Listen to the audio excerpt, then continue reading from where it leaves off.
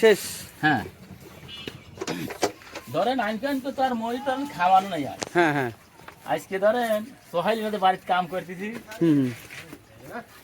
কাম করতেছি, ধর এটা এটা শীত ধরো তো এডি করো তো, দেখি হাত দিন লাগাতো।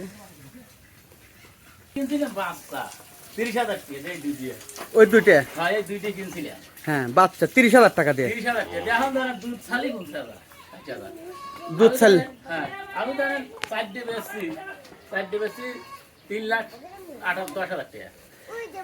তাতে এই যে আপনি যে এই যে মোষের যে ব্যবসাটা করতেছেন, ব্যবসাটা হচ্ছে এই যে ই কত, এতে কি আপনার বছরে কত টাকা ইনকাম করতে পারেন? কত টাকা? 3 লাখ।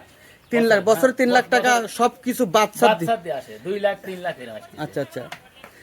আপনি ঈদের এই মোষ বিক্রি করেন কিভাবে বিক্রি করেন, কোথায় বিক্রি করেন? সদিয়ে দেওয়া লাগে। কোথায়? শরৎনগর বেচা যায়, ধরেন বাড়ি ফের বেচা যায়, পানি কলি বাড়ি ফের কিনি। আচ্ছা এই মোষটা যদি আপনি বিক্রি করেন তাহলে কত টাকা দাম হবে? এটা ধরেন 3 লাখের উপরে যাবে। এটা 3 লাখের উপরে যাবে? 3 লাখের উপরে যাবে। আর এটার মাংস কতটুকু হবে? এটার মাংস দেন বাবা মেলা হবে 5-6 মণ 6 মণ 6 মণ। হ্যাঁ তার মানে আপনার মাংসের দামটা বেশি?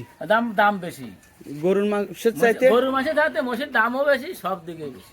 আচ্ছা আচ্ছা, সব দিকে বেশি। তো অসংখ্য ধন্যবাদ। আমি 7-8 বিঘে বই ইদারাদি বইতে দিলে আইছি এই মোষ পালন করে। মোষ পালন করি। তাতে বাংলাদেশে তো এই মোষের যে চাহিদা, সেক্ষেত্রে তো ধরেন মোষের খামার ধরেন বহু জায়গাতে যারা উন্নত তারা যে চার বাইন দেওয়া ওরে খামার গা দিই, আবার ভেড়া মাঠের জায়গায় জায়গায় বহু। তাতে এই পাবনাতে মোষ পালনের দিক থেকে অনেকটা আগায় আছে। এটা তো আমরা বলতে পারি, বলতে পারি আগে আছে। কিন্তু আমরা তো সচরাচর লক্ষ্য করি যে এই মোষ পালনের ক্ষেত্রে আমাদের মানে অনেকটাই, আমরা পাবনার মানুষ অনেকটাই পিছিয়ে। আমার এই মহিষটা বুঝছেন অসুখ বিসুখ কম, গরুর নিয়ে অসুখ বিসুখ কম। ও এই দিক দিয়ে ভালো, সেইটাতেও ভালো। এই মহিষটা ধরেন হিট আইছে, ধরেন আমি দিদির ভান্ডি বয়ার না পায়া, আবার আসা বাপ ওটা 2-4 দিনের ভিতরে আসতে পারে। হ্যাঁ এই মহিষটা দিলে ধরেন 3-4 মাস হইল না, 3-4 মাস। হয় ওই যে বয়ার পাইলাম না।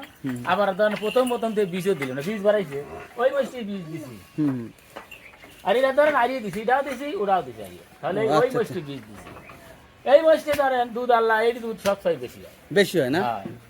এই মহিষটি আচ্ছা ধরেন ওটা মহিষ গুঁড়োর ভিতর ধরেন 10 বিন 11 বিন পড়েছে, 11 বিন দিচ্ছে ওটা। এই 11 বিন করে পড়েছে, 10 বিন চলে গেছে। তাতে কতগুলো বিন দিতে পারে? এখন বেটা ওটা তো আমার কর্দ নাই, এখন ধরেন 10 মহিষ 10-12 বিন মুখা দিবি পারে, 12-13 বিন। তারপরে ই হয়ে যায়, একবার বুড়ো হয়ে যায়, তখন বিক্রি করে দেয়। কত কুরবানি দেয় এইভাবে মানুষ। তো ভালো থাকবে না? আচ্ছা।